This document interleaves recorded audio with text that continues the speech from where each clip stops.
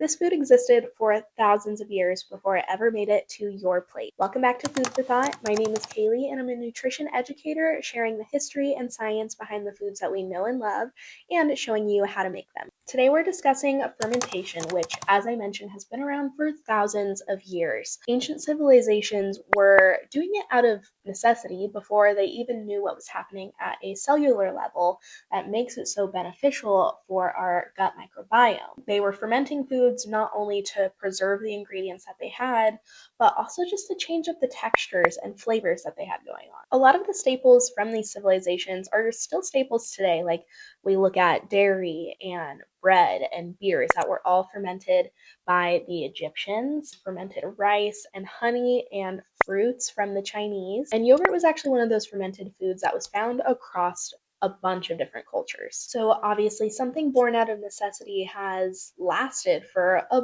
long time, and we don't necessarily have to preserve our foods now. So if you're wondering why they've stood the test of time, obviously there's tradition, but they have also been proven to be fantastic for our gut microbiome. So stay tuned for tomorrow, and I will share the science behind fermented food and why it's so good for us.